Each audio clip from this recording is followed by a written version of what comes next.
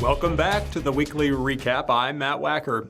A banner day for Phelps County on June 25th, where it was revealed to the public that PCRMC's Delbert Day Cancer Institute has officially partnered with the Siteman Cancer Center in St. Louis to provide treatment strategies in South Central Missouri.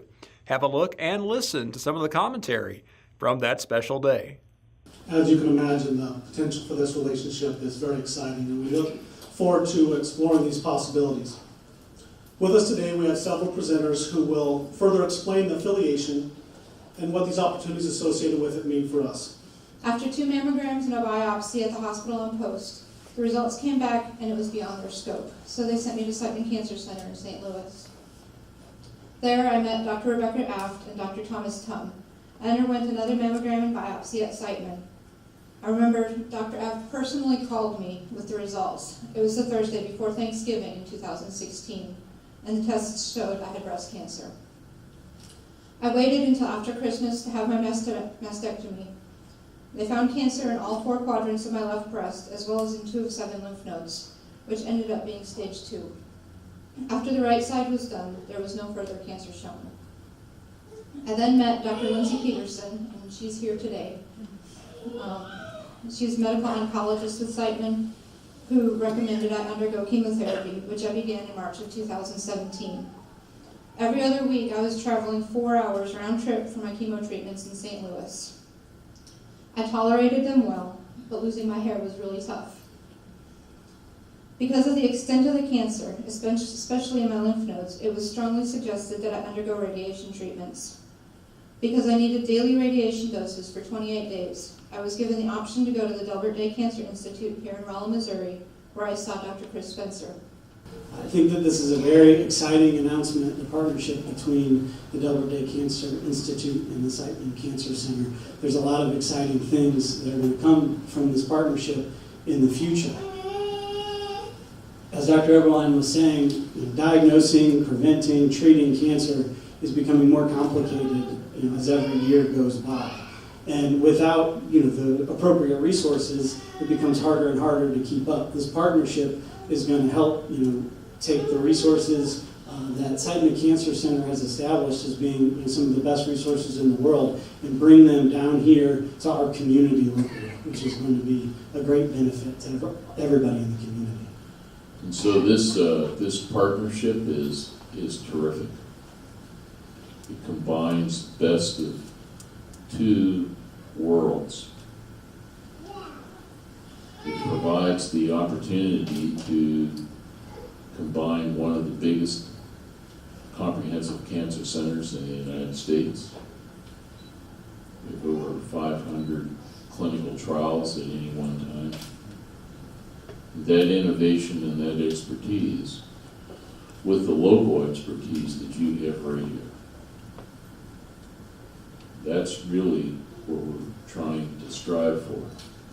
I think that seeing Lonnie's experience really brings home to us, all of us, why this new partnership is so important. And thank you for sharing that experience with us. Patient-centered care has always been at the core of Phelps County Regional Medical Center's Delbert Day Cancer Institute. From its very beginnings, from the conception of what our Cancer Institute could be, it's always been about the patient and putting the patient at the core of what we do. From the design of the building to the way we set up the processes and move patients through the continuum of care related to cancer services. And this affiliation through Siteman is a natural extension of that, where we can better serve our patients to provide them the right care, the right location at the right time, and where it makes sense and where we have access to the appropriate cancer treatments can take place here in Phelps County. A West Plains man has been charged with 4 felonies in connection to a fire set inside the Howell County Courthouse. 37-year-old Jason Gargione was taken into custody after the fire was reported around 7 p.m. on June 26th. Police say he set fire to the assistant prosecutor's desk. Gargione was arrested twice in May. His bond is set at $50,000. Human genome editing may seem like science fiction, but current technology means the practice may soon become reality. Missouri S&T hosted a public forum on June 19th in an effort to bridge the gap between science and society. Leanne Mentink spoke with Associate Professor of Biological Sciences, Dr. David Westenberg. How close are we to feasible genome altering in humans? Well, we've got it actually going on now. I mean, there are some recently, we'll actually talk about it today during our session, but there are actually some FDA-approved treatments for some genetic disorders. But there are many trials underway to try and advance this technology. So this is something that's right there at the cutting edge, and so that's why it's important to have these kinds of conversations. This is a part of a bigger project funded by the Museum of Science in Boston. We need to study the best ways to get the scientists and the public together. Speaking of public input, how important is that in new scientific developments? Oh, incredibly important. You know, we can't do science in a bubble. You know, we have to know what the impacts are on society. You can't just say, "Oh, trust us." No, you have to hear what those concerns are. I know that there's obviously some controversy and discussion surrounding this topic. The reality is that it's not the technology that is the problem often, it's how do we apply that technology. So that's some of the scenarios we're going to go through today, is talking about, okay, here's something where we can correct a genetic disorder that is life-threatening. So that seems very obvious. Okay, let's use that. So that application of the technology is going to be almost universally accepted. But what if we took that same technology and applied it for improving your performance athletically or something like that? Is that a legitimate use of these technologies? And this is a long-standing issue in molecular biology, the area that we're talking about here, this genome editing. Back then it was a matter of someday, and now someday is here. Someday's here, that's right. Yeah, we have these technologies. We've got some great applications. They're going to be incredibly important for our future, but we have to be careful how fast do we move and do it appropriately. Zoom out 25, 30 years, our grandkids, our great-grandkids, what type of diseases might they hope to live without that we struggle with today? I can picture in 25, 30 years that most of the basic simple single gene genetic disorders are going to be correctable. The thing I struggle with when I talk about these things is this idea of calling them genetic disorders. You know, what is a disorder? You know, it's something that's different than what we consider standard, but you know, some things that may be considered disorder in one context may actually be a benefit in other contexts. So we have to be careful about when we talk about these mutations and changes in our genome and labeling them as something bad. You know, we have to be careful not to create that stigma that if you have a genetic mutation that you are, you know, defective. We've been adapting for years to deal with environmental and other changes. So the question comes up, if we play with that too much, are we sacrificing our future things that we don't know about yet? Absolutely correct. That's it, is that what we may view as a disability right now may be a benefit later on. And that's why it's important to have diversity within a population, because, yeah, we don't know what traits are going to be needed many years down the road. And so we shouldn't just go ahead and say, okay, we're going to fix this, it's going to be better. We have to look at the broader context and see where it's going to take us. Matt, back to you. A Thayer mother has been charged with 2 felonies after she was found unresponsive and her 2-year-old child was left covered in paint. Officers found 21-year-old Merinda Miller on the floor of her trailer home, surrounded by marijuana pipes, cans of beer, and a broken wine bottle, all within reach of the toddler.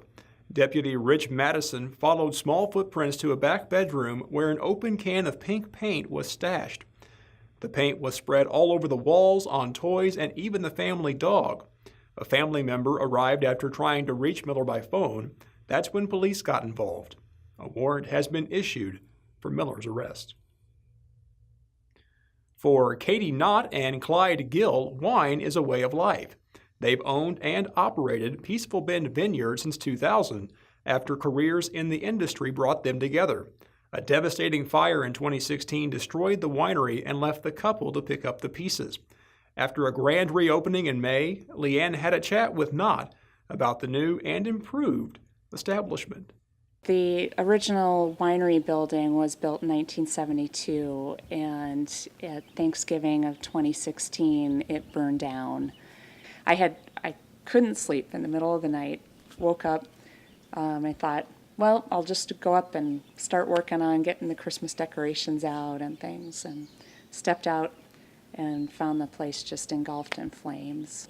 Everything went. We had our home and the business, everything was all connected into that building. And so we lost all of our inventory, all of our personal belongings.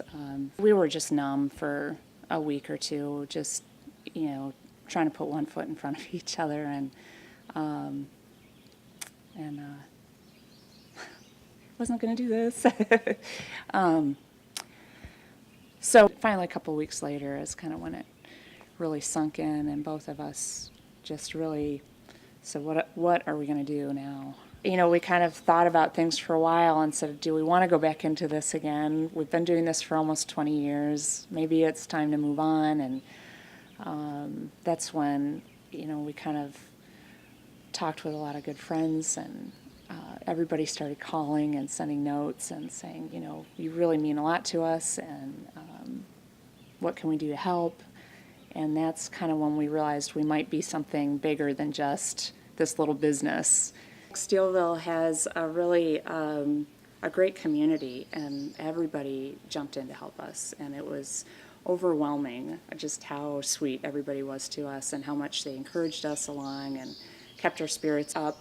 So we started working on rebuilding, and here we are today, about a year and a half later, and we're in a good situation now.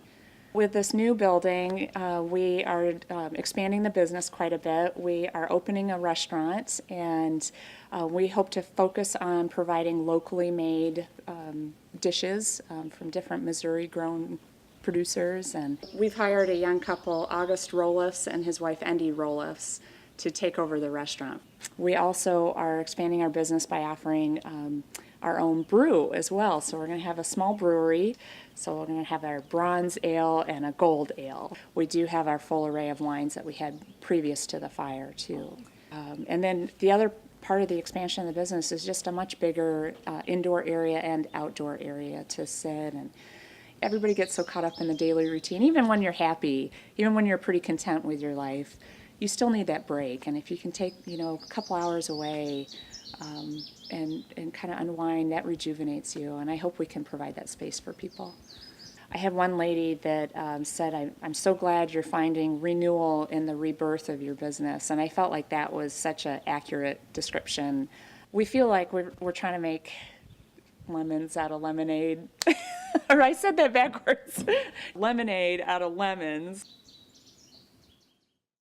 Independence Day arrives middle of next week. This is the last show before then, so we here at The Recap thought it might be wise to explain why you should always think twice before doing something irresponsible with fireworks. Take a look. Thanks, Matt. With Independence Day right around the corner, we'd like to remind everyone to stay safe this year. According to the National Fire Protection Association, or the NFPA, on average, 18,000 fires are started by fireworks each year. These fires cause on average of 3 deaths, and in 2015, 11,900 patients were admitted to the ER for fireworks-related injuries. 26% of these patients were children younger than the ages of 15. Also, from the NFPA, here are some standard safety tips on fireworks. Always have an adult supervisor. Never relight dud fireworks. Wait 10 to 20 minutes before dousing it with water for disposal. And remember to check with your local fire department or city hall for fireworks regulations and ordinance. Back to you, Matt. With that, have a happy and safe 4th of July. Check out our Facebook page for highlights of this year's Dent County Fair and Summer Festival. That's all for now. Thanks for watching. I'll see you next time.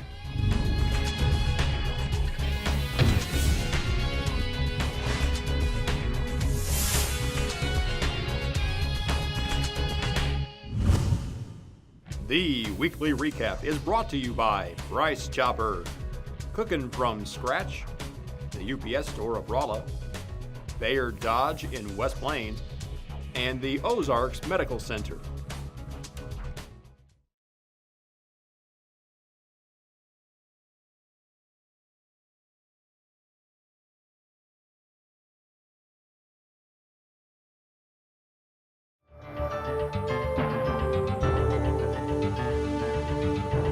Better Business Bureau is warning consumers about misleading mailings like this one from insurance referral company Senior Supplement Referral Service.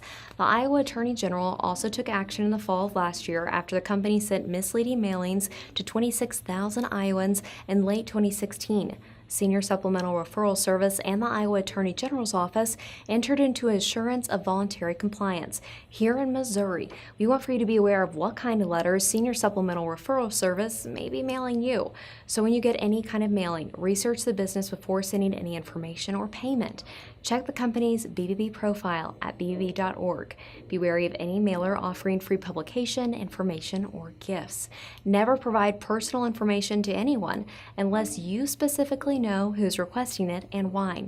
Now, know in advance that by responding to a mailing, you may be giving a telemarketer approval to contact you. Switching topics, in recent public concerns in response to these about immigrant children and adults being detained in compounds near the Mexico-Texas border or transported to other locations, many people are seeking to help in any way possible. Sadly, scammers are often taking advantage of these most vulnerable moments to deceive donors. In addition, there are often campaigns set up by well-meaning individuals who might not be able to carry out these promised activities. Better Business Bureau wants you to make sure you know where your money is going. So be cautious about any in-kind fundraising. Some individual fundraisers may raise funds to distribute assistance, but they might not be able to actually get it inside the detention centers. Always ask for a 990 form from the IRS and go to BBB's free website, give.org, to research any charity.